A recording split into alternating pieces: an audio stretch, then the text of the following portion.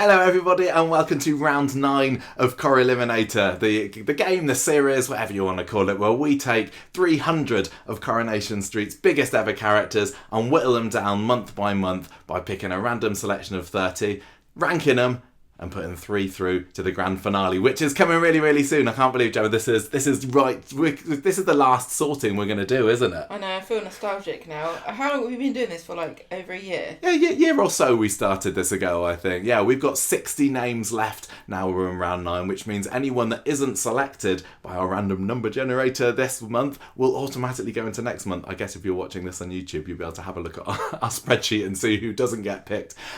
Yeah, oh my gosh, I'm kind of forgetting who we have and we haven't picked, to be honest, but I do know there are some still real legends left. So is this going to be a difficult month for us? We will have to wait and see. Before we do that, though, we need to have a look at last month's listener poll. So every month for Corrieliminator, we put the names that were selected up on a Google form for you guys to pick your top 3 of, just to see who you'd like to put through, and they'll all go head to head in a listener poll at the end. So Gemma, to have a look at our results for this month, any surprises for you here? Well, I do love that people voted Graham as their third. That's a mega surprise. We voted Stan, didn't we? I think we were Stans.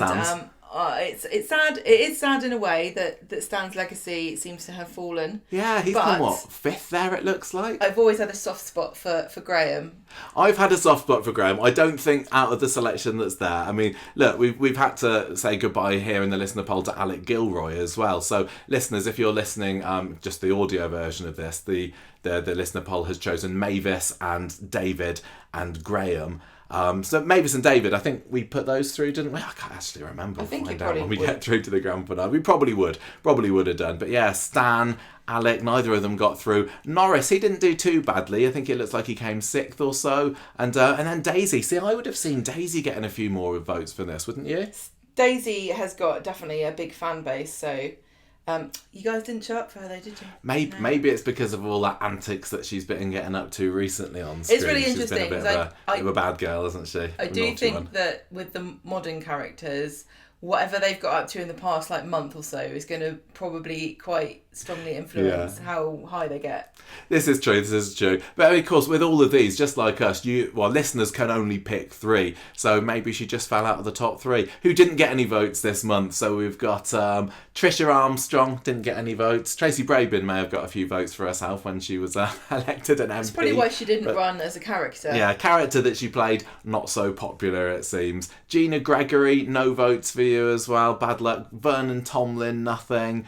Andrea Beckett, see, we love Andrea, don't we? I do. I know that she's not popular, hugely, sort of generally popular among the Corrie fan base, but I kind of thought she might get 1 vote at least. Who else didn't get much? Judy Mallett, Harry Hewitt, no surprises there. Even Frank Foster got 1, and Steph Britton got 1, so it's nice to see that Steph Britton has got some fans out there. But yeah, okay, so no huge surprises. Well, apart from the Graham Proctor one, of course, they'll be joining all of the other listener-voted characters in the listener grand finale in a couple of months' time. Are you ready to pick our characters for this month? I cannot wait to see who is going to be voted this month. Let's get this all loaded up. Here we go. So you're going to cheat a little bit by seeing who's not been picked, but I can't see from it. I'm not particularly looking. Because I want it to be a proper reveal next time too, as to who. I don't think it's going to be that much. Well, we'll see. Look, it will be a reveal to me because I don't pay attention. Well, I might tell you. All right with you? I might just tell you. Right, okay, so we have got 60 names left. We've got 30 that we're just about to pick. So let's see who is chosen. Right in at number 1, we have got Esther Hayes. Sorry, Esther, you're out. Esther Hayes is not going to be making it through to our top 3 this month, I imagine. Original resident at number 5. She's probably the only of the original Corrie cast that I don't feel any kind of affection for. I do like her. I like the way she went to an efficiency apartment. She did, didn't she? Okay, Dennis Tanner is next. Here's a big name. Okay, Dennis. Absolutely love her. Is actually probably one of my favourite characters of all time. Yeah, he's not just a 60s character, not just an OG, but genuinely one of my favourites. And it's sad because I don't think he's going to get anywhere in the reader. And the listener poll. Because he might not do well, and that depends on who he's up against. Yeah, but because of his return was not, I don't think, No, but even that was 10 so years ago. Wouldn't you love to watch that I would again? like to watch that again. Right, they're going to be going up against Minnie Caldwell. We're getting rid of some of the originals this month. The laughing assassin, I call her now. Why? Well, because I know she was a cow in real life. Well, in the show, Minnie Caldwell was an absolute sweetheart. Cat lover, which means a lot to me as well. She had some great scenes. I'm looking forward to talking a bit more about her in a minute. They're going to be going up against Ogden. Love Irma. Yeah. If Sandra Gough, absolute legend. If 60s Corrie was what Corrie was now, then she would have so many fans. I bet you she would be one of the most popular characters on the internet, because she was so camp, she's so sarcastic. She had such a great look about her as well. She doesn't seem to have been remembered that well. No, in Corrie lore. Less than Dennis. Yeah, for sure. Okay, Ray Langton is next. Neville Buswell sadly died a couple of years ago, I think. He played... Yeah, so Ray Langton, I respect his importance. I never really got to like him, did you? You didn't like him or Len? No, I didn't like Len so much, but then when we went back and watched some of the older ones, Len, his sparring partner. Is Len even left on this list? I think we've done him. I think we've done Len. Oh, that's interesting. A few months ago. But yeah, Ray was his mate at the builder's yard. He just didn't really work for me. His comeback, which is recently shown on ITV3, was quite good though. I've got to trust you because I can't see from in here. Okay, Susie Birchall is next, one of Gail's friends. Another one that's kind of passed us by a little bit. 70s characters are still... We're not so hot on, are we? I don't even know. I can't remember what you said. Susie Birchall. Pay attention, darling. I was thinking about Len Fairclough. I thought you were thinking about Ray Langton, his lovely locks. Okay, Tracy Love is next. Oh, Tracy. This is our first big name of somebody who's still in the show. Very, very important in the history of the show. Massive legacy. I remember when we first started the show that people still did not like her because of the murder, and she got away with it. Now, I wonder how many of those people still hold a grudge. I wonder. And what they think about her now, because, but wouldn't melt now, would it? No. Oh, here's another big name. This one's surely got to get through. Audrey. Oh, no, Audrey as well. Roberts. Wow.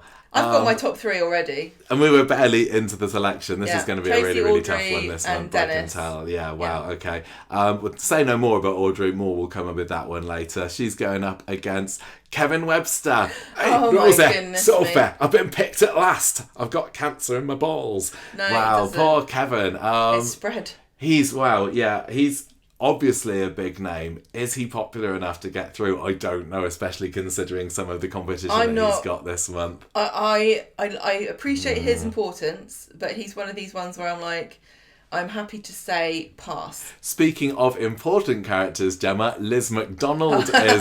Oh, now here we go. Whoa, okay. What an utter icon she is. Lots of people still call him for a comeback after she just kind of disappeared during COVID. But, she had... how long was she in Corrie? 30 years or so? And 150.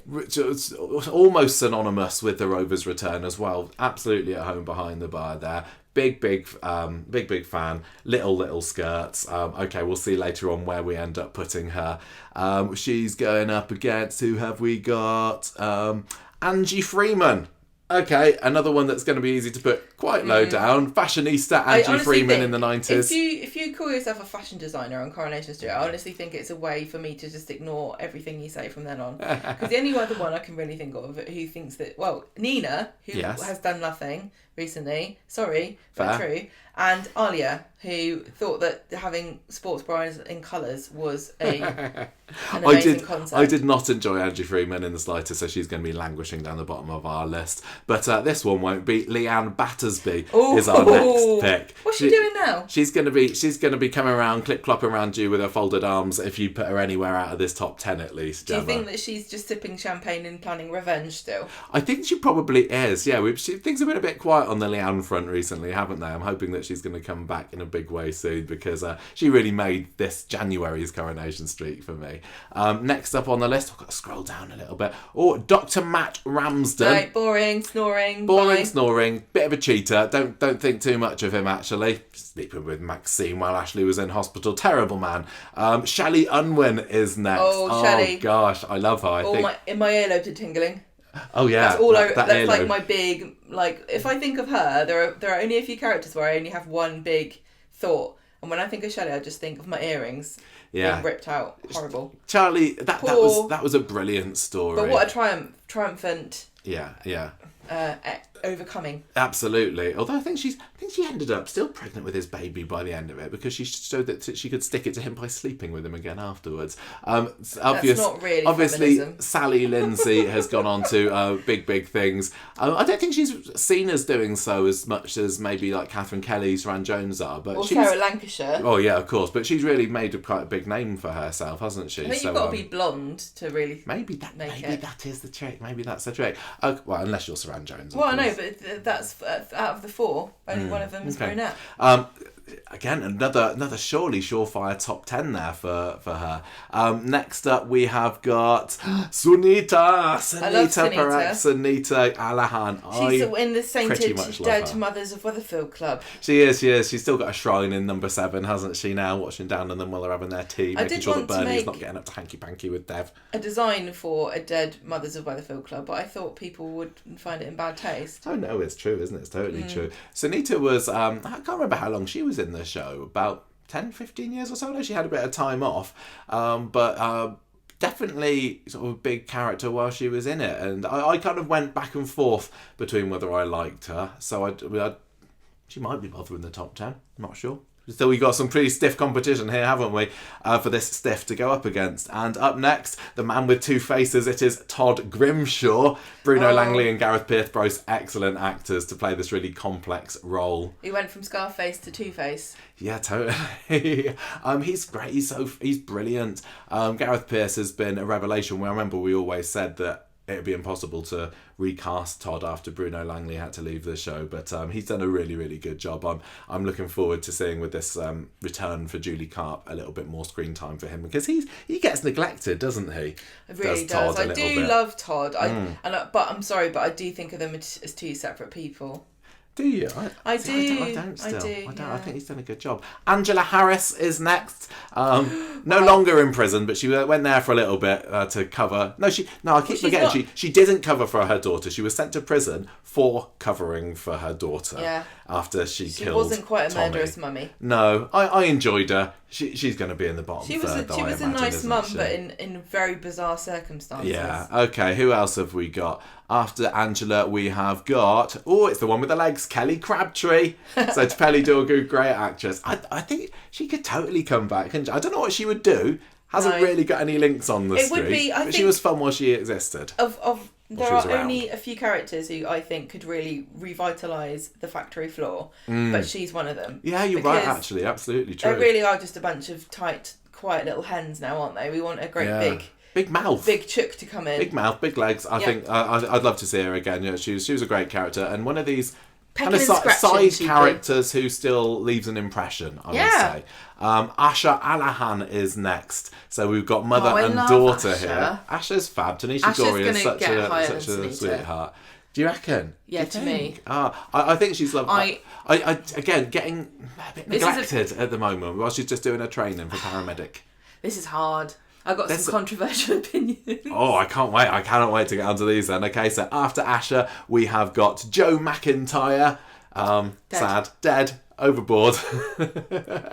What a plonker that guy was, honestly. What can you say? It's a lot of Gail's husbands who are just plonkers. At least he still lives again in some capacity, with Rhys Dinsdale sometimes taking on the director's role in Coronation Street. So, okay, who have we got after him? We have got...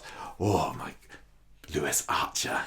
Oh, no. Lewis Archer, Gemma. Now, I would love to put him as a top 3. He can't get top 3, not with the competition. But I know, the thing is, right, fantastic. There are so many characters who you could say, right, in a list of 30, would this be a top 3? And you'd be like, yeah, definitely. But when you actually have to compare them to somebody else, it's so much more difficult. Lewis Archer, Nigel Havers himself was... What did I say? I thought you said navel. Nigel Havers, navel gazers. Nigel Havers is an absolute legend even before Coronation Street. And to have somebody of his calibre come into the show and just suave it up for the 10 years or so, on and off. Brilliant. He really did add a touch of class to Coronation Street alongside. Yeah, it's like putting out some potpourri when you've done a poo in the bathroom. Totally is. He's brilliant. Is he even going to be top 10 then? I don't know, but he is an excellent character. He really is cool. Right, then we have got Cal Nazir. Sorry. Yeah.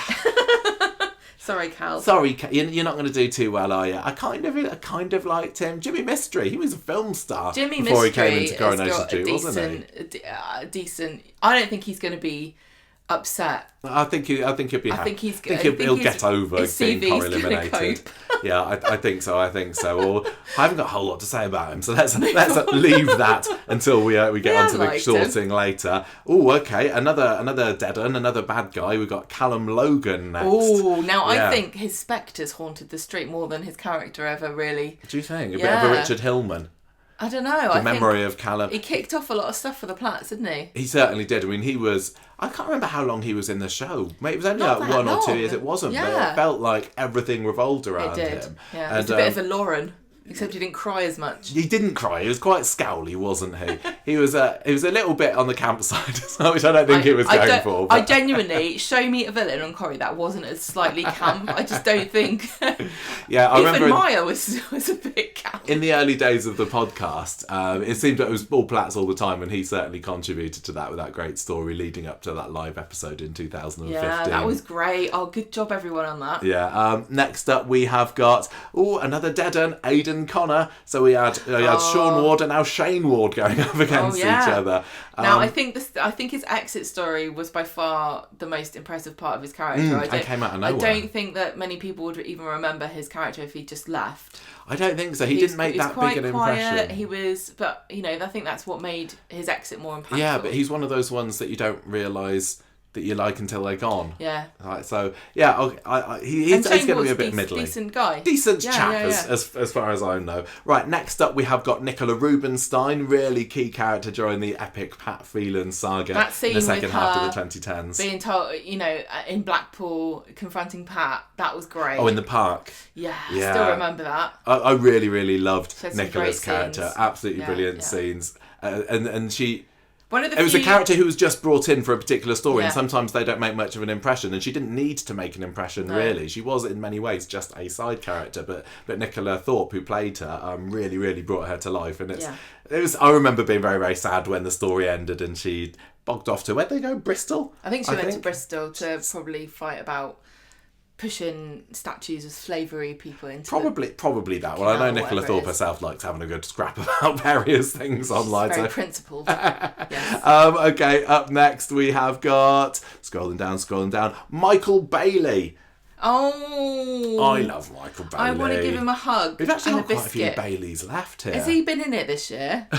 Maybe a little bit. Maybe on and off. He's been in it. Maybe he's in this coming week after. Maybe I'll just recruit him as a friend. I don't think he's.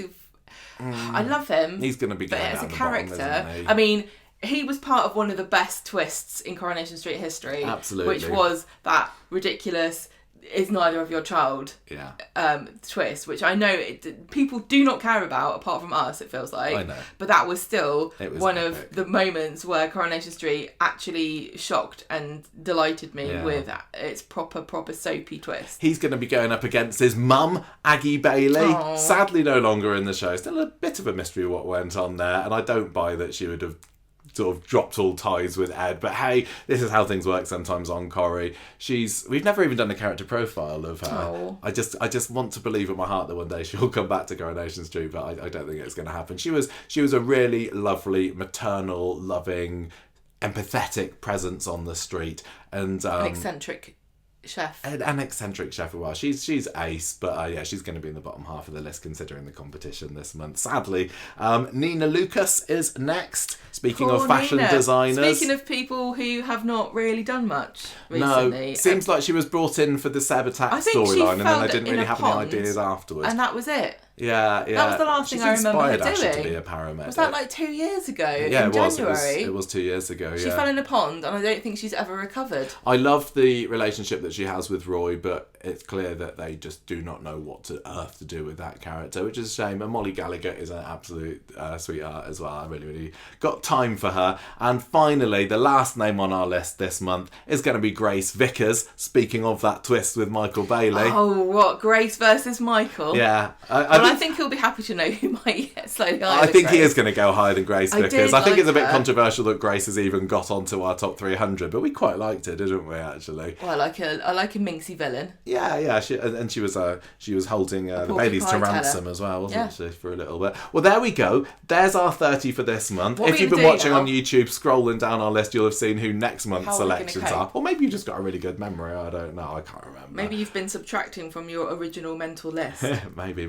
Are you ready to get Corrieliminating? Let's do it. Yes. It is time for Corrielimination. Yes. Stop interrupting me. I'm trying to segue onto the next segment. It's Corrielimination time.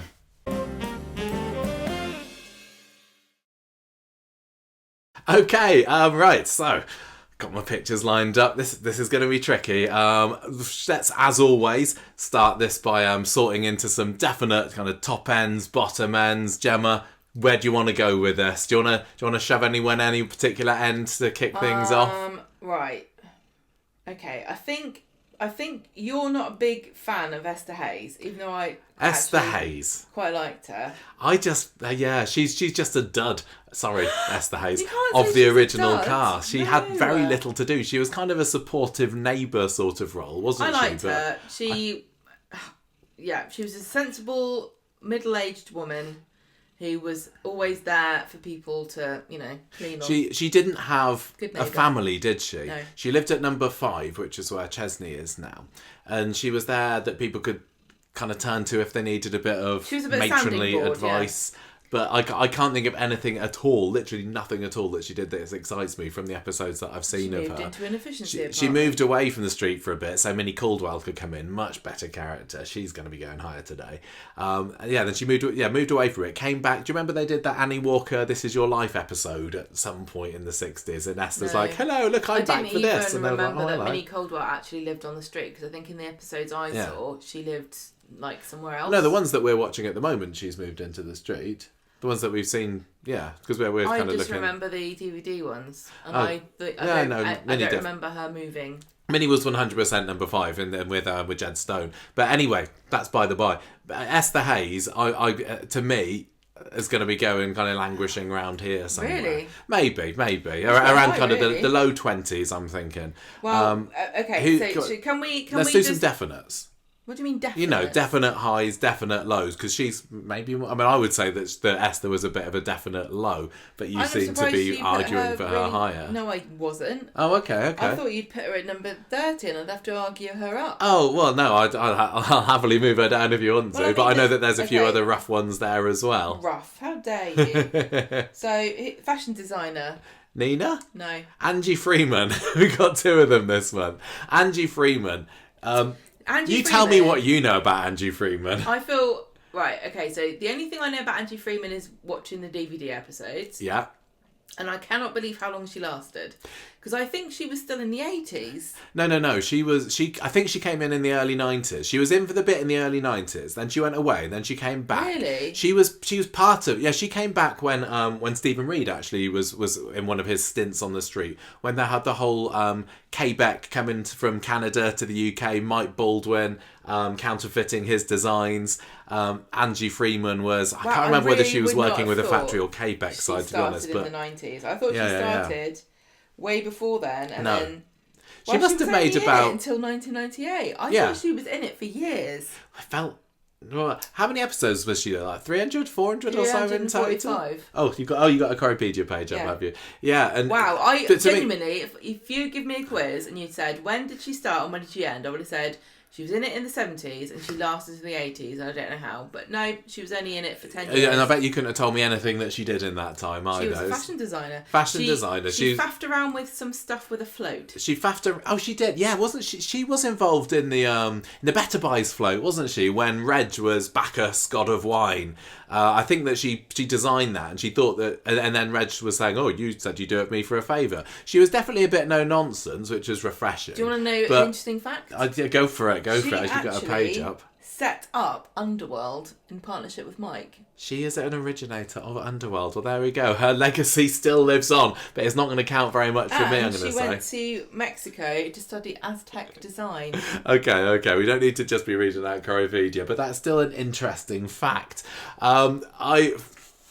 I think that she maybe had a little fling with Curly at some point, but I'm going to say just put her at 30. But no, not necessarily. I'm going to say that in an era where, the mid-90s was when I started watching, and for me, I got my rose-tinted glasses on and everything, but I still look back on that era and say every single character was a bona fide classic, except Angie Freeman. Angie Freeman wasn't fabulous. So she tried to be fabulous with her fabulous fashion. And she had great, floppy hats and everything. She was chic, but as a character, and I know that other people really did enjoy her. And I think I don't know, among the people who watched at the time, I might be a bit. I probably would have really liked her if I was watching it, at the time live. I think that if she didn't have such iconic peers on the cast, she might have stood out more. But better. Yeah, I mean, as far as top 10s go, I think we've got more than 10. Do you reckon? Go on, give me some names. Throw some out. Throw some across. We've got. Dennis Tanner, 100%. He is going to be top 10, if not top 5 material. Minnie Caldwell, you think? Okay. We love Minnie Caldwell, but I don't know how much it's... Well, okay, maybe. Irma. Yep, she's next. Where is she? Where is her? Do you think? Do you reckon? Michael. Okay, fine. I'm not putting her in any particular order. I'm just... Tracy. For the Tracy, yeah. Audrey. Guaranteed. Audrey, 100%. Kevin. Yeah, Kevin is up there. Leanne. Yeah.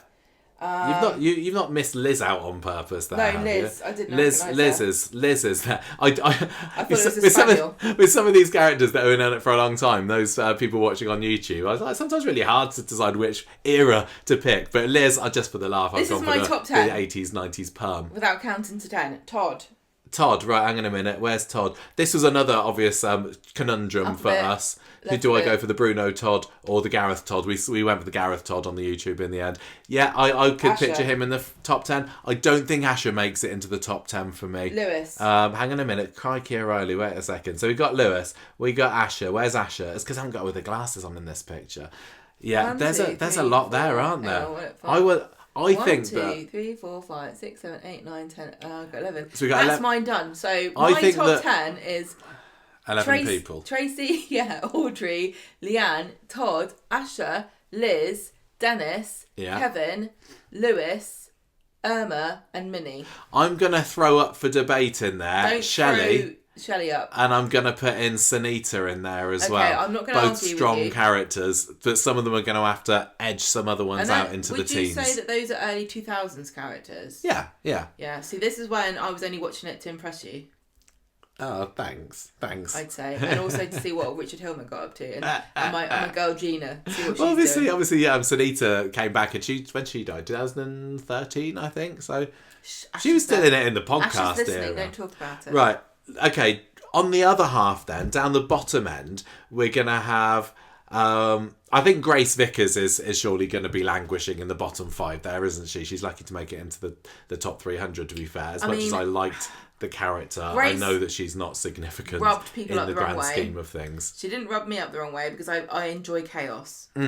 So from that point of view, she definitely, I have a soft spot for her. I'll tell you who I find very boring, and that's Cal. Cal. Yeah. I think probably more significant than Grace. Yeah, well, I mean, he was a squandering of talent. Yeah, he was a bit, wasn't he? I'm going to say that maybe... I think that maybe, like... Ray Langton's probably got to go in the middle. I really like Ray Langton. Do you? Don't. Who do you like more out of Ray and Len? Len, for sure. Okay. No question. Sure yeah, I think Angela is going to go towards the bottom, isn't she? No. She could have had potential, but she was in the show for a few years. Oh my god, Dr. Matt. Oh god, my gosh, Dr. Matt. Yeah, right, sorry, 30. Dr. Matt. He should be 30. Do you reckon? Yeah, boring man. Yeah, but I think Dr. Matt's got more significance than Angie Freeman. And even Grace Vickers. Angie Freeman named Underworld, or I don't know if she named it. It's Matt Hillman. No. Spawned. Matt Hillman, where did I get that from? Matt Bramsden spawned Joshua. He was, that was and where's Joshua now? France or something, I don't know. Dead, for all we know. It could be. I think that probably, just throwing a few others out there. Hang on, are we going to address the elephant in the room here? The elephant in the room is still Trisha Hopkins and Susie Birchall, who... Let's be fair to ourselves, okay? They were basically interchangeable. They are in my head, and it's really bad they are. Right, is this not right? Trisha Hopkins left with her family, so then they brought in Susie Birchall to replace her. No, I think that Trisha Hopkins came first. Yeah, but I think Trisha Hopkins... I really don't remember. Well, basically, they were both pals of Gales. They were pals of Gales. I literally, before we started recording this, put into ChatGPT, what's the difference between Susie Birchall and Trisha Hopkins? And, we've been doing this podcast a long time. And I think it's still pretty good on us that we can take 300 characters and say a fair bit about all of them. But they are the biggest blind spots in my Corrie vision of actually semi-significant characters. We just have not seen enough of that era. Do you know what I'm going to say? I'm going to give us a round of applause for being brave enough to say that we're not going to try and blag it. The difference between the two of them. And I know that some people are going to get annoyed, but... Everyone's got, a blind spot. I know that Susie Birchall dropped a brick down a chimney, didn't she? She dropped a brick down Elsie's chimney and soot went all over the lounge. Well, when were they in it? 70s, left early 80s. I think you're the one with the phone there.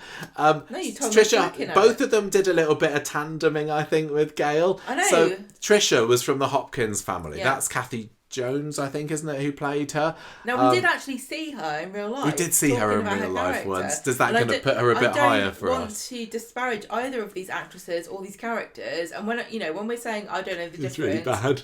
It's not. I want you to realise that I can totally consider it to be a failing that I don't know the difference. We'll get to the 70s eventually, won't we? About how stupid I am. I literally don't know the difference because it's not like a big. And I know that some people listening definitely big fans of the 70s. I think 70s Street fan. I know you're listening. Yes. You could tell us about who to vote for there, but you're not here right now. I wish you would say which one you think should be higher than the other. I think Susie Birchall I think she ended up having it off or trying to have an affair with, I'm going to say Brian maybe at some point. Brian who? Brian Tilsley. Oh, I was like, what? Brian... I think that Susie was a bit more of a minx and left as a bit more of an unlikable character. So she was even like... this picture... Honestly, are you sure these are the two different women? Definitely. So she looks like one of them's. It's the same lady with red hair. Susie was blonde at one point. I think when she came back, she was like bleach blonde. But she was living with Elsie and Gail in number 11 for a bit. I don't look. In our Corripedia rankings, do these two go at the very bottom because we just don't know enough about them, or do we acknowledge their importance to the show and just our failings, and it puts them a bit higher? I don't know. When I say I don't know much about them and they're interchangeable, I still have an impression of like fun and kind of like I do as well. Like who's the Miss Lostock? What's her name? Doreen Lostock. Lostock. Okay. I feel like a bit like they are spiritual successors to her. Yeah, I know what you mean, actually. I think kind of dolly birds. Yeah, fun, lively, young, youthful, bubbly, funny, bright women. Oh, I've just had a brainwave. I've had a brainwave. Trisha Hopkins definitely came first because when we did the Gail retrospective the other month, Gail's first scene was sitting on a bench in that gap where number 7 is, with Trisha Hopkins. Or was it Susie Birchall? No, it was definitely Trisha Hopkins. So that, I was right then. The Hopkins left. Yeah, and then Susie Birchall came along. Now, the Hopkins left, but because they did... We're talking about these two characters far too long. For a lot of time for two people that don't know what they're talking about. I haven't got a clue. They left after dropping the bombshell about Betty and Gordon, didn't they, in that parentage mystery? The Hopkins did. But Trisha stayed. Yeah. Because Gail still needed a friend, she'd be lonely. And then she went after a bit, and then look, where are we putting them? Who have we got? Are you still wanting to have Dr. Dr. Matt at number 30? We've got who? Then we got old what's her face? Angie Freeman. And then we've got we got Grace Vickers. Oh, Grace. Grace cannot. Grace can't go higher than. No, Cal's next. But I think that maybe Angela. Yeah, that's fine with me. But does Angela above Cal? What did Cal do? Yeah, no, Cal's boring. He was boring. He was maybe a bit more significant. Jimmy Mystery, again, just please remember, this is not a reflection of the actors, because there are very few people, with notable exceptions, that I think were just hired for any reason other than the fact they were good at acting. Naming no names. But Jimmy Mystery, very talented, movie, like we said previously. Yeah. He was the guru. I don't want to upset anybody. I'm just saying the character, it was... And so I'm also going to say, sometimes you need people that are a bit boring. Yeah. And I think the most exciting thing he ever did was get blown up. But anyone can get blown up. Yeah, but I think he... No. Oh, I like Angela more. I do like Angela more. She was just a kind of a bullshit. She wasn't bullshit in the same way as like Karen or Janice in The Factory, but she knew her own mind and she stood up for herself and she stood up for Hayley sometimes. And I just loved that story towards the end after Tommy had got clobbered and then Angela walks in and sees Katie there with the wrench and then the whole covering up thing. She was absolutely superb in those scenes where she was wrestling with the fact that her daughter killed her husband. And it sounds a bit modern Corrie, really, doesn't it? It sounds very 2025. She was ace. Right, so hang on. Okay, so I think it's quite good that I can't see this because other people are listening cannot see this. You can see it slightly. So Dr. Matt is the last. Dr. Matt. Then we've got Angie Freeman. Angie, then we've got Grace. But I think Grace should be lower. Yeah. And then we got Angela. Okay, I think maybe Grace should be lower than Angie Freeman. But Dr. Matt is just lame. Angie Freeman was a recurring, important character.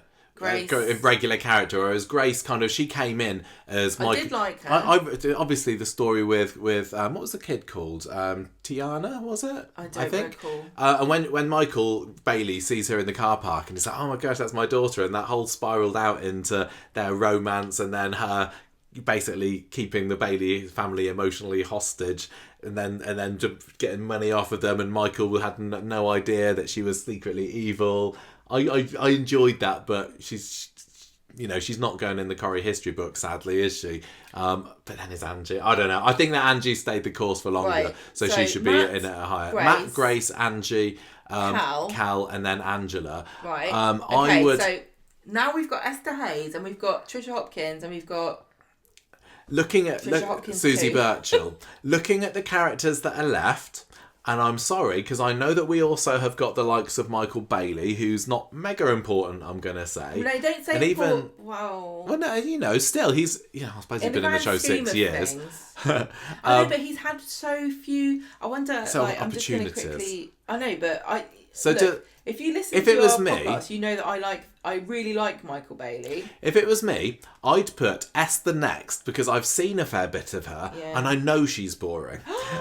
But I might be giving Trisha and Susie the benefit of the doubt and put them higher because I haven't really seen a whole lot of them. And they may be brilliant. Right, so... What have you found out? Angela Freeman was... What did we say? Angie Freeman, 350 odd episodes. I've just written your name in. No, I am not. I am not one of the Bailey family. No. And Michael Bailey live has been googling in here 459 episodes, so only 100 more than Angie Freeman. I'm going to say honestly, I don't think they've used his time wisely. Can I put Michael here at 22 above Trisha Hopkins? Right, hang on. So you've put Esther Hayes, and then you've got Susie Birchall, and then you've got Trisha. Because I think Trisha's got a nicer smile, and she came first. That's funny. I did, and she, and as far as I remember, as far as I know, she didn't try to seduce anyone's other half, which is naughty. So we've got another Bailey here. We've got Aggie, and we've got Michael. Aggie's great. I love Aggie. So we've got to. Are you happy to put Michael lower than Aggie? Oh, 100%. I'd put Michael lower than Aggie. I do love the Baileys. It's just. I think. I've got a soft spot for them. I've got a real soft spot for the Baileys. I'd put them higher if I could. My personal taste. We got Ray Langton here in the middle, who I just don't get on with at all particularly. I like Michael and Aggie definitely better than both of them. But I understand his significance to Corrie history. Here's a crucial point. Okay. if we were putting this in the ranking as to how much we'd like to see people appear, yes, or what stories we'd like them to have, or how much screen time, this might be very different, because I'd love Michael to get more screen time, but no, he's not. We've also got, we haven't talked about Kelly. I love Kelly Crabtree. Callum. Even Joe McIntyre here. Right, Joe McIntyre. And Nicola, who is... I really loved Nicola when she was on the show, didn't we? Can I say something controversial about those two characters, Joe and Nicola? Yeah. One-trick ponies, aren't they? What do you mean? I think that they're both in for a story, weren't they? I mean, Joe McIntyre was, in for a year and then year or two. Died, and same with Nicola. Like, they were both involved. She was brought in to facilitate the Phelan storyline, and having him uncover his long lost daughter was a masterstroke. But Nicola Thorpe just took that role, and she was excellent with it. She was an example of someone being brought in for a side story and being like, wow, this is a great character. She's smart.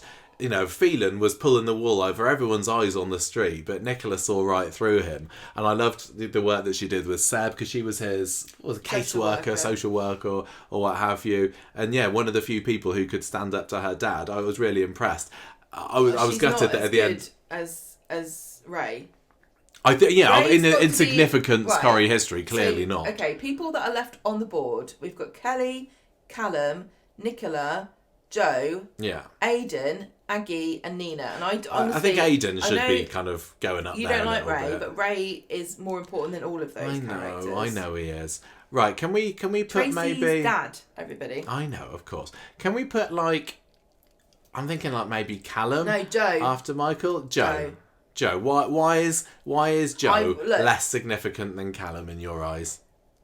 That's an interesting point, actually, because they both were in it for a slim amount of time, and I feel like they only ever had one story each. You know, Joe had his descent into addiction. Both ended in a bit of a whoddunit, didn't they? And then, addiction. Did it himself. To pain medication. Yeah.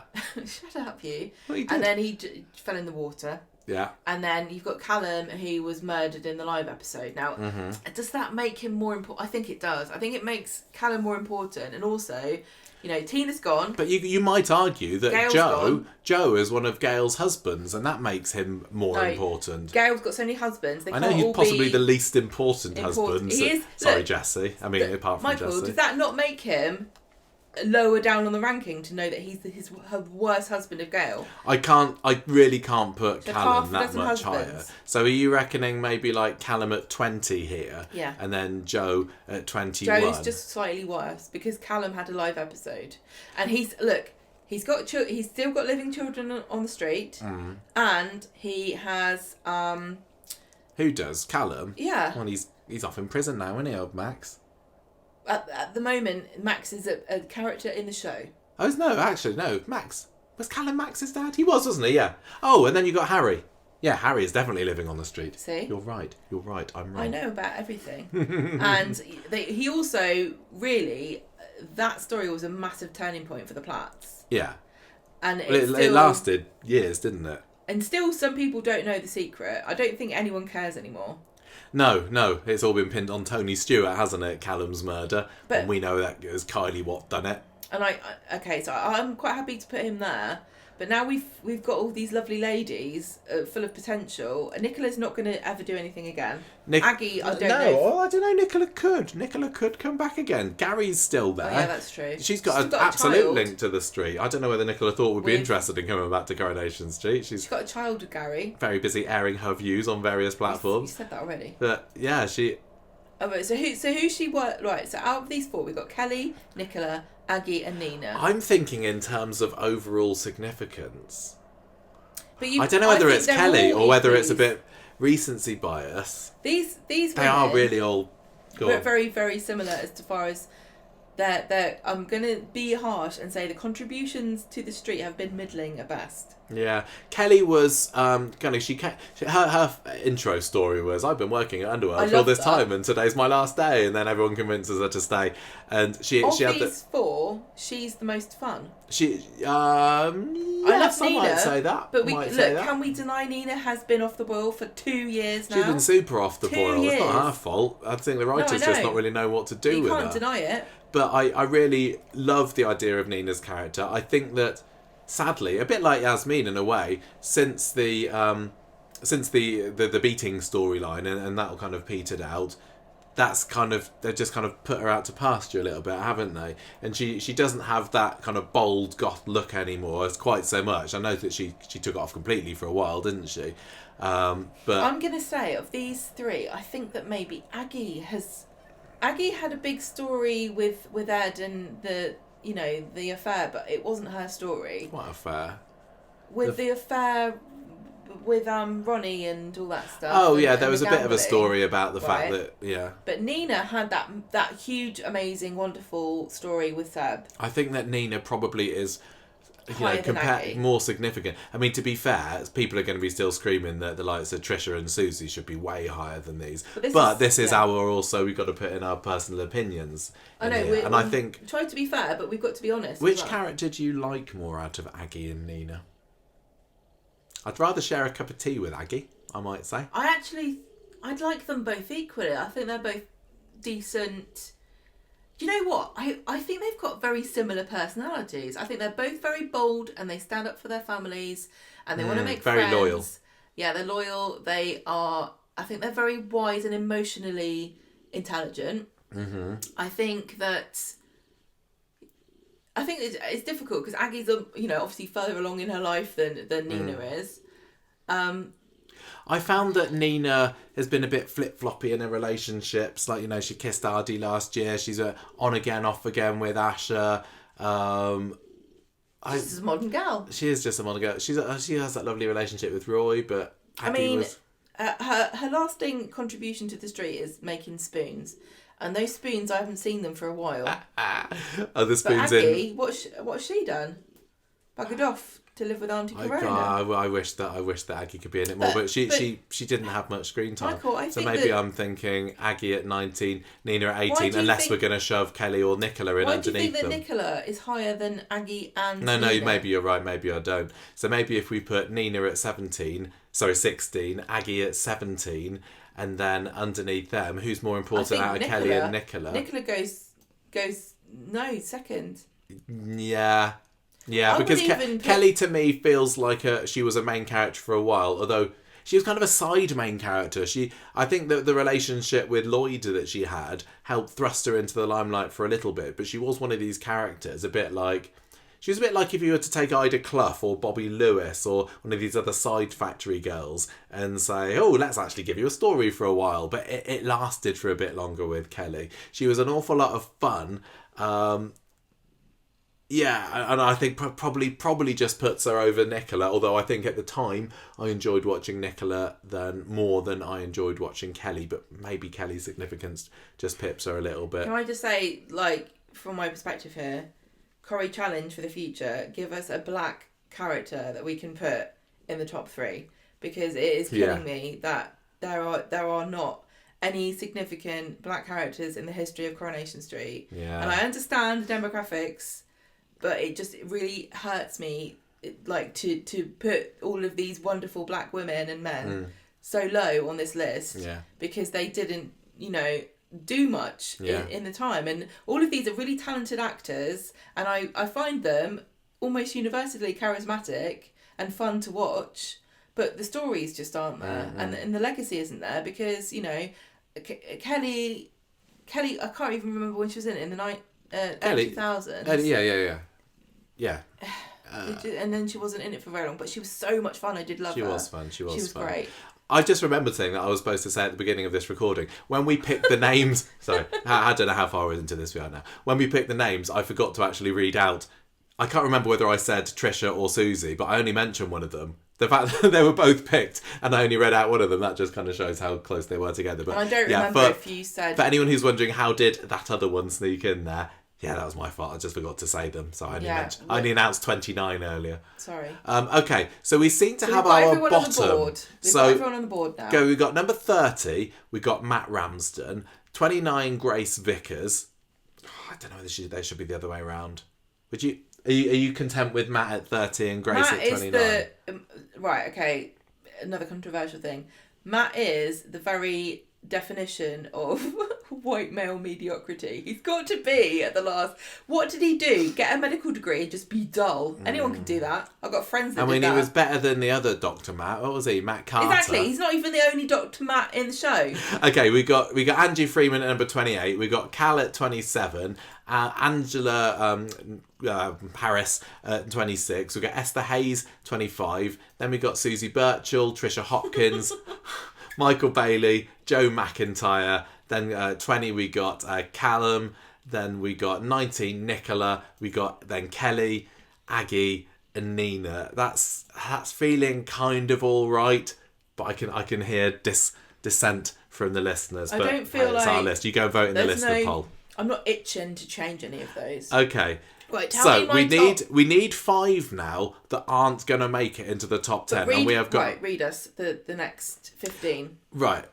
These are all good characters. So, what I'm thinking, because I can see this better than you, where I'm positioned, in the 15 to 11 position, in no particular order, I'm thinking Ray. I'm thinking Asher. I'm thinking. Painful. It's really painful. This is a really tough. I love Asher. I'm thinking Irma. You put in Asher and Irma. I'm thinking Aidan. And I'm thinking. No, don't put. I am thinking. Leave Minnie alone. I know. I'm looking at Minnie Caldwell and thinking I absolutely adore her. As you've been partly forgotten to time. Who's that under Shelley? Sunita.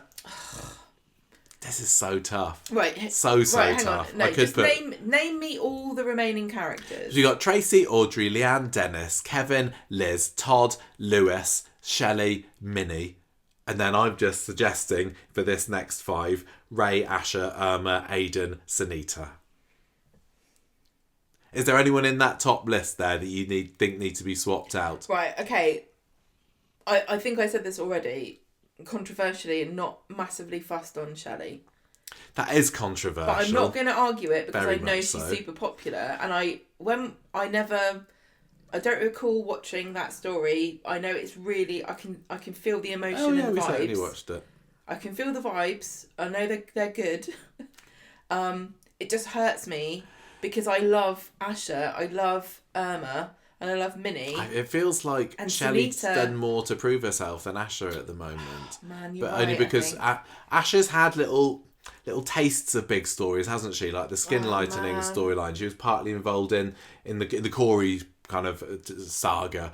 I love Asher. I really, really, really love Asher, and I think you're right. I think everyone's going to say that if you're going to compare Shelley and Asher, Shelley's got to go above. Yeah. Okay, right. And what about Irma? I know we love her. Can we put Sunita at number 15? No, Aidan. Can't we put Ray Langton there? I just don't enjoy him in the slightest. I look at all of the characters remaining and I get some kind of positive, emotional, more or less reaction to him. And Ray, I'm just like... I like Ray because I know if I called him up and said, Ray, my decking needs doing, he'd come and do it. A blooming useless husband doesn't got a clue. Doesn't know one end of a hammer from the other. Okay. No, but Aidan's worse than Ray. Look, Aidan's exit storyline was one of the best storylines that they've ever done. And it was incredible. Really well done. I can't believe the planning that went into it. Shane Ward, fantastic performance. The whole thing, harrowing, brilliant. A real brave decision, a risk that Kate Oates took, and it paid off, I think. But as far as characters go, he left me cold. He was a bit of a dullard, wasn't he? He was very boring. I really enjoyed the scene where he goes to visit Eva in a hideaway cottage and they had their little dance. That was part of the exit story, wasn't it? And it was so beautifully done. It was just one of Corrie's most tragic stories. But the character himself was just a boring hunky businessman. Yeah. So can we put him... You want him at 15? I want him at 15 and then Ray can go next, and that's our compromise. Okay, that's our compromise. So Aidan at 15, Ray Langton at 14. I will say that I've really very much enjoyed just recently seeing on ITV3 Ray's comeback story, which we watched originally at the time, back in, when was it, 2004, 2005, when he comes in and he's an old man, he's dying, he dies in the Rovers, and I really felt for him then, and the rekindling of the relationship with Tracy, the daughter that he abandoned 20 years previously. It's really sad. Really enjoyed and seeing Ken, like, you know, he won in a way, but it was obviously a very bittersweet victory in the same way when Mike died. But yeah, he leaves me cold. When I think of Ray, I think of him as a young man, and it is kind of sad when you watch those early episodes to imagine that he will end up dying in the Rovers, kind of a kind of broken man, really. Yeah. Oh, for sure. He totally was. Yeah. Moved to Holland, went to Las Vegas for a bit. Canonically, I don't know. I love Holland. Okay, right. So Asher versus Irma versus Minnie versus Sunita. Yeah, I think probably they're our next lot. Okay. Of these 4 women, Sunita... Who sparks joy, Gemma? Sunita, Minnie, Irma and Asher. Yeah. Sunita is the one that I reject. Did you reject Sunita? Yeah. I found that Sunita, she was quite fun when she came in, and she was running away from the arranged marriage that her family were trying to do for her. And I felt like the more she stayed in the street, the more she matured and did get a little bit more, I don't want to say dull, but for lack of a better word, she lost some of that spark. I did enjoy the relationship with Dev. I was on her side when she was kicking Dev out, because he was, when she finds out about all his past relationships that he kept from her. I know, but my problem is I'm more of a Maya girl. I would have tied her to a cooker and blown her up. If I had the choice to save one between Sunita and Maya Sharma, I think I might go for Maya just for the for the laughs. Excitement. Yeah. I don't mind the decision of putting Sunita next. I recognise her importance, but she doesn't, as I say, spark joy as much as the other ones do. Why have you turned into Marie Kondo all of a sudden? I just think it's a good turn of phrase to use. It's a good way to work out how you're going to pick. Yeah. Right, so we've only got one more space outside the top 10. Yeah. And we've got to pick between Minnie, Caldwell, and Irma. I mean, are we definitely confident that the ones that are left? Tracy, Audrey, Leanne, Todd. Well, I'm looking at Todd, and I'm looking at Gareth Pearce's Todd there, and I'm thinking, oh no, maybe he shouldn't be top 10. But then I got to think. Oh yeah, I know. I do think. I think Lewis goes at number 11. I don't. I think that Lewis and Irma. I don't know. I can't remember how long Irma was in the show. You just want to put Minnie at number 11. I don't. Yes, you do. You do, because you're saying the only people we've got left. We're now considering Minnie, Irma, and Lewis for number 11. Lewis was just a fun character all the way through, and he was very different for Coronation Street. Yeah. His suave conman. Too hard. I can't do this. When he dumps Gail with his video and his perfect Bellini and the Italian for Lovers, when he was pretending to be his own brother when Gail finds him out in a power walking country day trip with Audrey, when he everything about Lewis, and it was gutting that they killed him off. They should not have killed off Lewis Archer. It wasn't worth it. There are very few. But I would say that. Can I just say there are very few good deaths on Coronation Street where you feel like it was worth it, but really, I think that Irma is remembered less. I know, but it's sad. I think we need to correct people's. Let's just see how it feels to put Lewis at 11. Yes. Irma at 10. So why you were trying to Minnie put at 9? You were trying to put Minnie in 11. Now you're putting her at 9. No, it wasn't necessarily. You were telling me I was trying to put Minnie in at 11. Don't put Minnie in the corner. I think that Minnie is more significant than Irma. Yeah. Although. And Lewis. Yeah, I think that's right. I mean, I love Irma so much. I really wish that people knew more about Irma.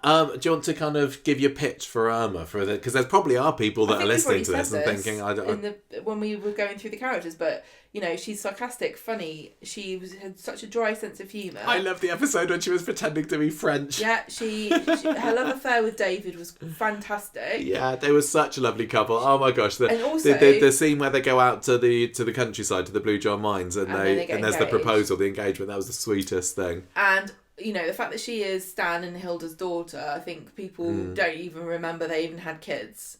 Yeah, you're right. But she was so vivacious, fantastic accent. Yeah, really great before. Like she was taken from us before our time. Although, of course, Sandra Goff did choose to leave. She did go. She did. Yeah. The story there for anyone that doesn't know is that she had some various things going on outside of work. She had some drama. She had some family drama. It sounds like. And she just decided not to turn up at work one day because she's saying that come in, and they were like, "No, we need you," and she was like, "Well, I'm."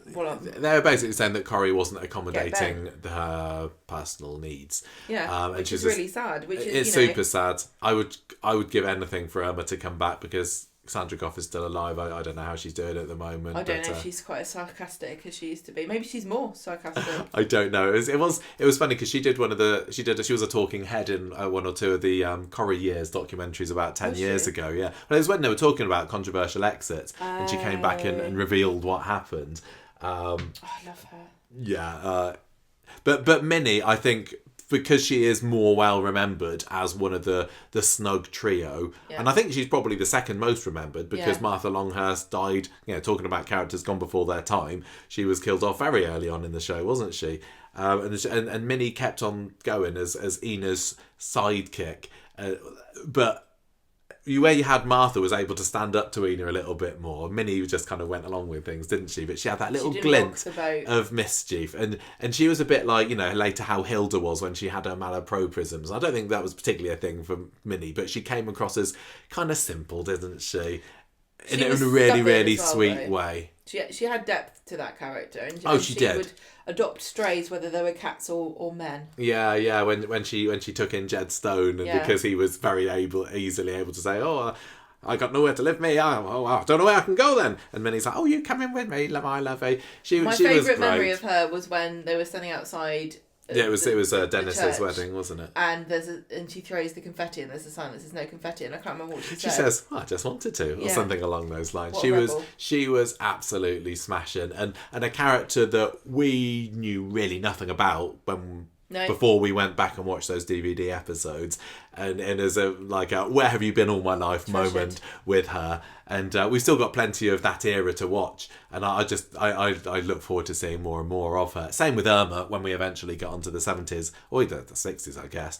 I can't wait to see more regular Irma. Sadly, a lot of those episodes are not available to watch, but okay. So, who's robbing us of the joy of Irma? Do you want to? This is hard because we got Tracy, Audrey, Leanne, Todd, Shelley, Liz, Dennis, and Kevin. Have you got any top 3 contenders here? Dennis has to be in the top 3. Okay, I'm not going to say no to that. As much as that is personal preference over everything, because he. Nobody. If you got somebody to name 100 Coronation Street characters now, I don't think the vast majority of people would even remember he was in it, which is so sad.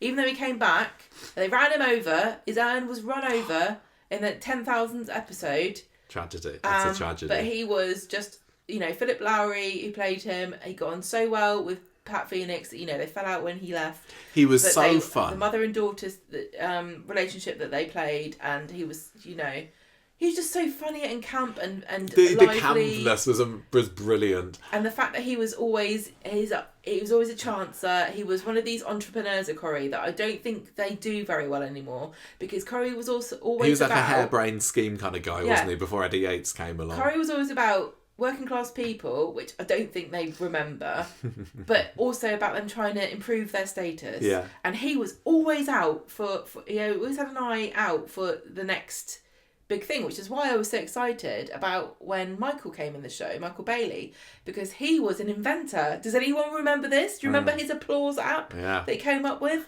He was a fun entrepreneurial character. Don't know what he's doing these days. Kind of like Chesney was when he was a kid. Does anyone remember that? Yeah. Does anyone care that he tried to invent a Chesburger? No. Dennis kind of carried it through, didn't he? And he was a bit of a ne'er-do-well as well. He has spent time behind bars. Yeah, but you just kind of rooted for him as the first episode he'd come out of prison. Yeah, exactly.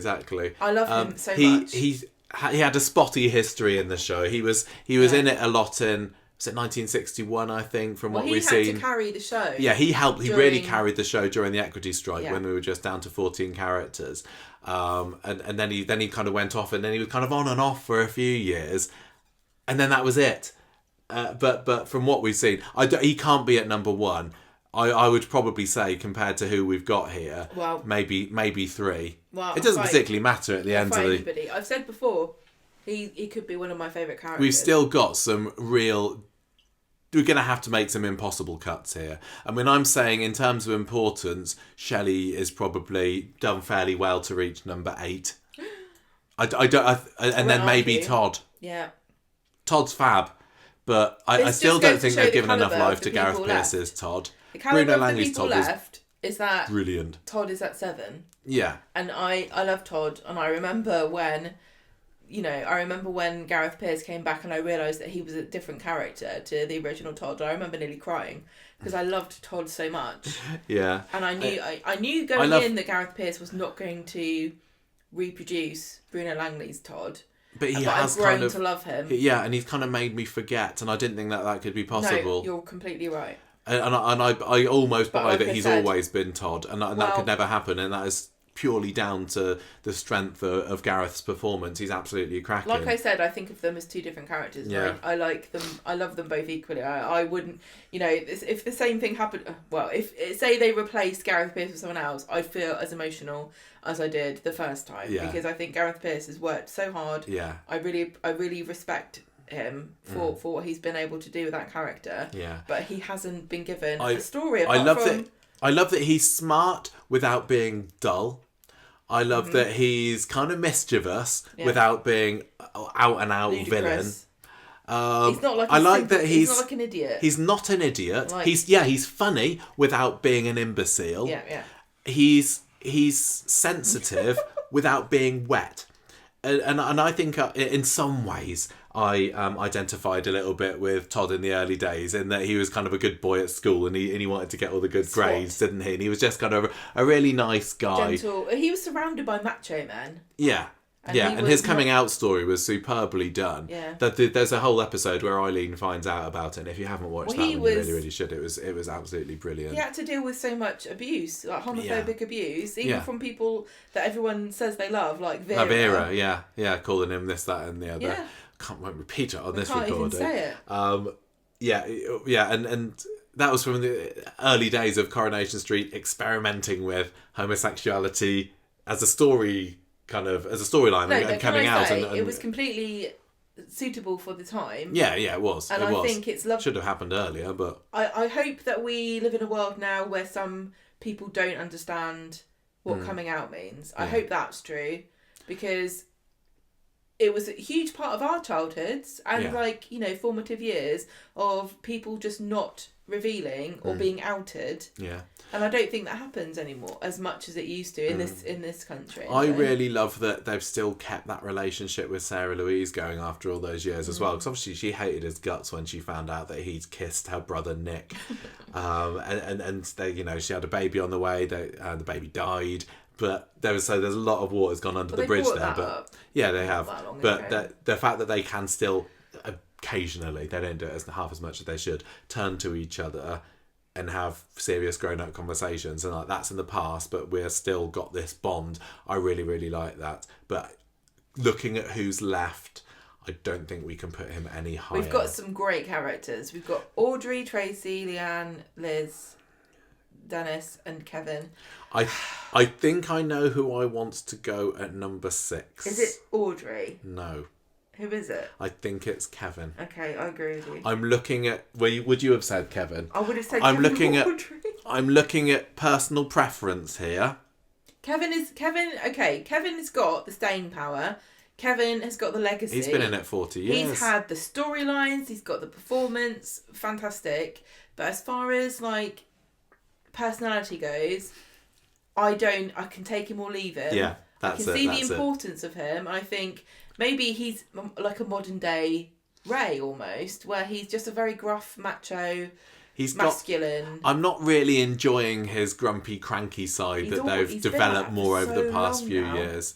He wasn't always like it, was he? He certainly wasn't in the 80s when it was him and Curly and Terry having a fun old time in the Rovers, and the dating with Sal. All the stuff with Hilda towards the end of the 80s. I know, just don't forget that he was all through that, he lived that through. He did have that affair with Natalie Barnes, which I can't forgive him for. And he's had his dull stories. He brought Jenny back to the street 10 years ago, very important. But yeah, I mean, fine. He's a 6. Yeah, and I think if he didn't have that clear legacy, and I think he's probably in the top 10 of characters with the most appearances, I would imagine. If he didn't have that, he would be lower. But I think we must respect Kevin and put him up there. He would appreciate that. Okay, of these women, I think I just gave my hand away already. Do you think people are going to be baying for your blood if you put Audrey at number 5? But you're going against Tracy Barlow, who is, the heir to the Barlow family, but and she's had huge storylines. You're going against Leanne, who I know some people really hate her. I think us in the past would not have put Leanne this high, her, but she has been a massive part of the show since the first. She's barely been out of the show. She's left. Yeah. She's had the odd in and out. She's had so many massive storylines. And she's been and that part was just of the when she was doing one of her jobs. Washing machine. Yes. You've got Liz McDonald, who's like a landlady of the Rovers, and you've got Dennis Tanner, proper who's icon, non-negotiable. I love Audrey. I just don't. I think, unfortunately, the actress is Sue Nichols advanced in years, and so in recent times she's not had as much to do. She hasn't in recent times, and it's only because, like, personally, of these women left, I think she might be my favourite. Personality wise, I love her more than I like Tracy, Leanne, and Liz. I wonder, like, how many stories, if this is one, another criteria that we're judging by now, has Audrey had where she's kind of the main character? Because she lives off the street, and she's not always lived off the street, but most of the time she's lived off the street. She's always been a bit of a side character, hasn't she? She was an epic side character in the she was. She was an epic side character in the Richard Hillman story, and I think that was Audrey at her peak. I'm happy for you to argue me out of it, but you've got to argue me why she's better than any of these other 3. I love her as a maternal figure. I think that she's a lot of fun. I mean, she's there with Audrey's salon, which has been a mainstay of the street. I know it's not been Audrey's all this time, but she's been part of the salon since the 90s. On Coronation Street. She's funny. She's sensible. She's kind of the withering looks that she gives Gail. She's a confidant for the grandkids. Everybody said that Gail was the linchpin of the Platts, but I don't know if that's true. I think it probably was Audrey. Yeah. Okay, I loved her relationship with Alfie. They were brilliant together. I've used the word brilliant quite a lot in here, but we have got a lot of very, very strong characters. Okay, but here's the issue, right? Because Dennis is non-negotiable. We've now got... See, a lot of people might be saying Dennis should probably be at number 5 here, and I think that's part of our problem. We've now got 2 slots and 4 women. And that's a sexy problem to have. Right? So we need to decide, out of Tracy, Leanne, Liz and Audrey, which of those 2 is going to make it to the top 3 and get through to our top billing. Which one of those... Can I just apologise? We do have a very noisy tumble dryer going in the background. I don't know whether the mic's picking it up. I hope not. It's a bit noisy for us, but it gives us a bit of atmosphere, doesn't it? It gives a bit of tension to the scene. Of the drama. I think that Tracy should be in the top somewhere. Yeah, I'm going to say. Put Dennis and Tracy at the top. 3. No, put them at the top. Okay. In no particular order. So now we're arguing over... So there's 1 space left, and we've got Audrey, Leanne and Liz. I feel that Leanne should not make it. How dare. How and very dare. I love Leanne. There have been periods where I've hated Leanne. I respect Leanne's importance to the history of the show. She's another one, you know, she's up there in number of appearances for characters. I think that she's a lot of fun, but she has had periods of being a bit of a nag, a bit of a bore, a bit of a mardy mare, hasn't she? I have a complicated past with We do have a complicated past with Leanne. Absolutely adore her at the moment and have done for quite a while, actually. She has been fabulous. I think when they brought Toya back, I think it was a big turning point for me liking Leanne. Yeah. And I think her and Eva and Leanne were great. And I think also making, you know, having her mum come in as beige woman, Stella. Even though everyone hated her, I think that was also an integral part of making Leanne a bigger character. Her stuff with Ollie was... I think looking at absolute icons... I mean, you could say that Audrey and Liz... Do you want me to try and just talk for a bit while you go and close the door to the kitchen? I thought it was closed. No, I think I might have just pushed it too. It might have come over. Do you want to go and have a look? Go on. Gemma's going to keep on... I don't know how this is coming out. This is so professional. I'm looking and saying who gets an Icons programme on ITV when they leave. I mean, Audrey maybe does. Liz, I can't remember whether Liz did. I don't know, she had a difficult ending. Maybe Tracy doesn't belong there. It's really, really tough. I don't know what's going on with this door now. Maybe I'm kind of thinking, I'll see what Gemma thinks to this. If I put Leanne down at number 5, Dennis at 3, because he's non-negotiable. How did that go? Open the door? I didn't. I think that Abby must have opened it. It's closable. It's one of the few doors that's closable. Okay, is that better, everybody? It's only got a minute left anyway. I'm thinking Leanne at 5. Right. Maybe Tracy needs to go at 4. Now, Liz, I think, needs to go through. Because I'm kind of thinking... Liz is a landlady of the Rovers. So Stella, but she ain't going through. But Liz, I totally agree. No, I'm just being a bit facetious there. Stupid. Liz has 100% one of the most iconic landladies of the Rovers. She has got a lot of years under her belt in terms of landladyship. I think that she is kind of similar to Bet in that she's a brassy blonde with a troubled history, bad with men. You know, she's got that legacy with Steve on the street. Yeah. She's I don't know that really key player for a long time. I'm happy to put Tracy... Are we not going to put Tracy through? We're going to put Audrey, Liz and Dennis through. And not Tracy. Maybe. I think that I'm going to say I'm happy with Liz and Dennis, but I'm going to challenge you on Audrey versus Tracy. Audrey versus Tracy. I mean, Tracy has had maybe a bit more agency in recent years.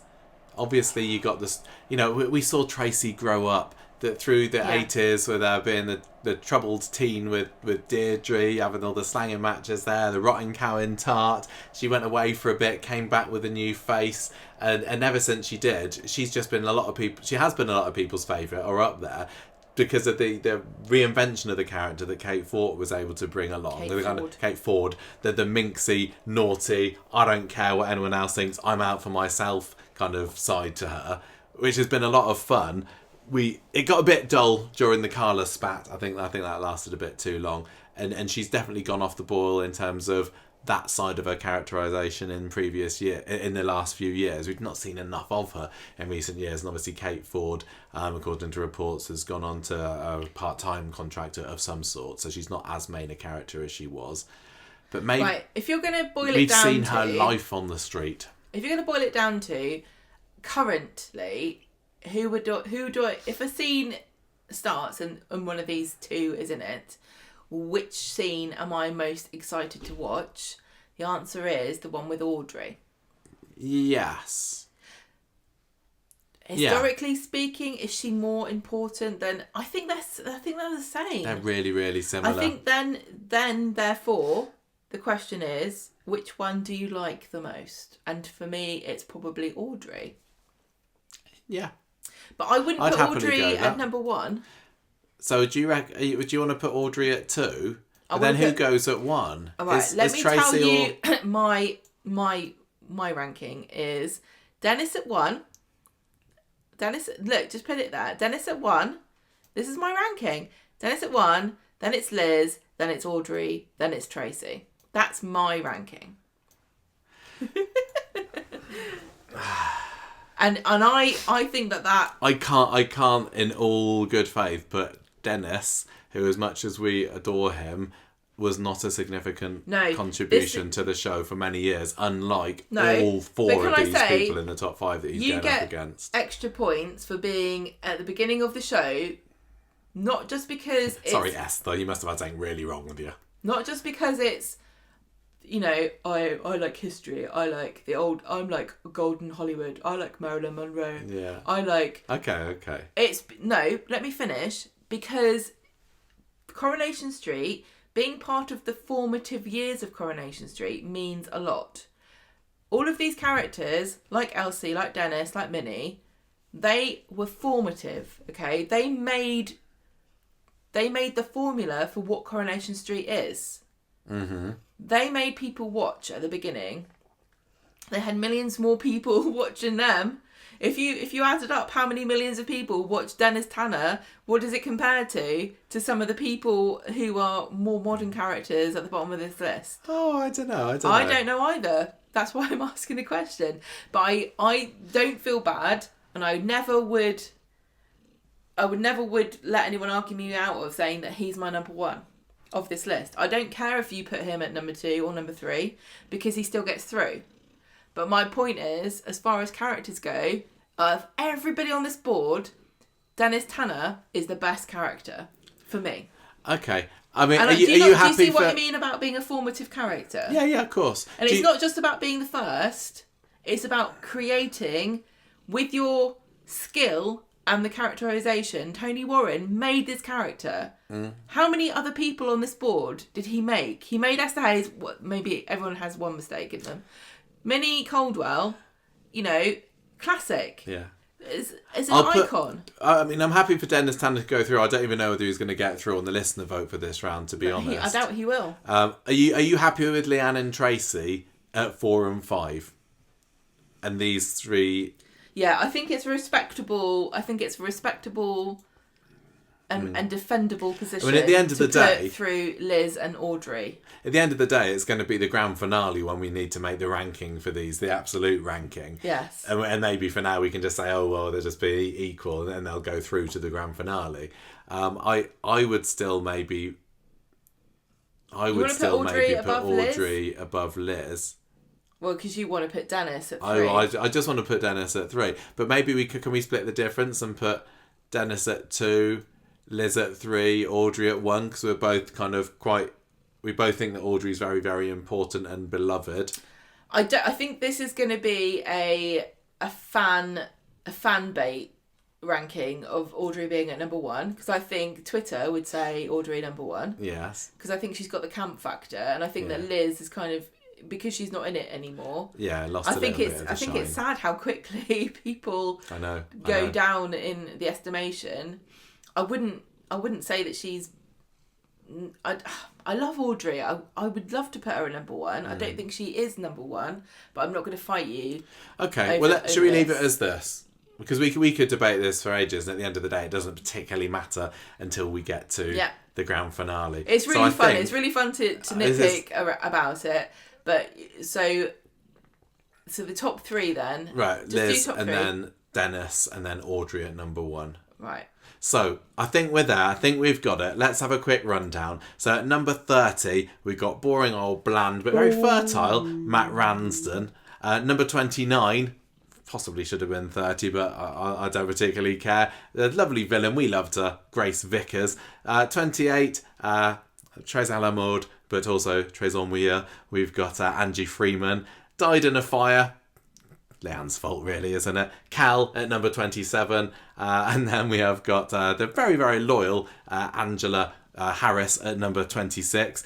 Number 25, you're lucky you got this high, but we respect the history there, Esther Hayes. 24, Susie Birchall. And 23, Trisha Hopkins.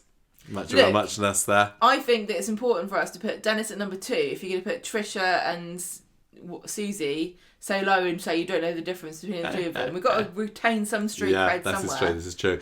Number 22, I love him. And he's got a very great first name. It's Michael Bailey. 21, the most blunderous death on Coronation Street, Joe McIntyre.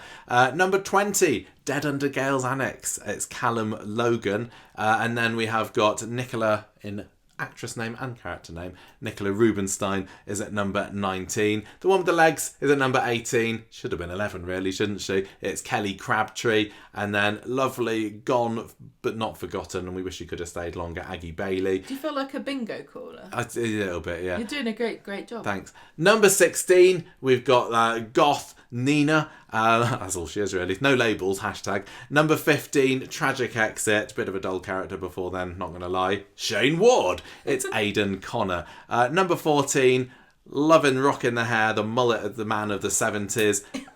Alpha male, pretty dull in my opinion, but I respect his legacy. It's Ray Langton. Number 13, we have got Sunita Alahan, and number 12, right after her actually, we've got her daughter Asha. Absolutely love her. Maybe in a few generations they'll make it into the top 5. Maybe they will. Number 11, Mr. Smooth himself, it's Lewis Archer, and then we get to our top 10. Definitely not kept a place in Corrie history, unfortunately, by most of the fans, but we love her and she deserves to be in the top 10, we think. Irma Ogden. Next up, we've got cat-loving Minnie Coldwell, and takes us number 8, Shelley Unwin. Number 7, the man with two faces, we have got Todd Grimshaw here. And number 6, we have Mr. Mechanic Man. I don't think I'm doing such a good job of describing them. Is it because I bigged you up too much and I intimidated you? Yeah, the man with the tash, Kevin Webster. Number 5, it's old Slaggy Leanne. And Slaggy Leanne? Yeah, but she's risen above it since then. And probably a sparring partner of Leanne's, actually. Lock these two in a room together, see who comes out on top. We have got Tracy has beaten her this month to number 4. Tracy Love.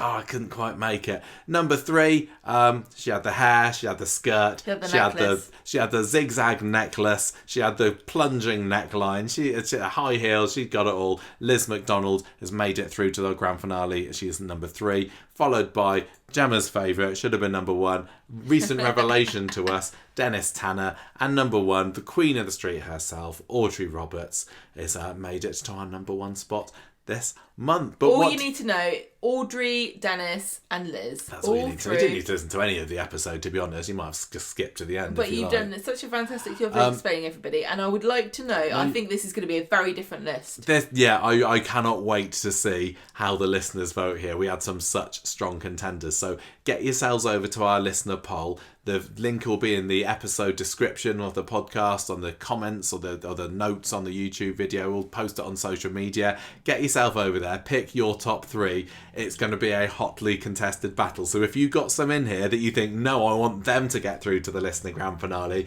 you got to get out there and vote, because somebody else might just vote someone else and then we'll take your favourite away. So that is it for our March visits to Corrieliminator. We will be back in 4 or 5 weeks' time, probably. For the finale. Not the quite finale. The final sorting of characters we've not talked about yet. The final cull will be picking the final 3 to get into the grand finale. If you were paying attention earlier, you will see who that is. One of them is Ken. One of them is Ken. Ken has not been picked yet. It's unbelievable. We just can't shake Ken, can we? I know. It's like he stays with it to the end, whatever. He's just Ken.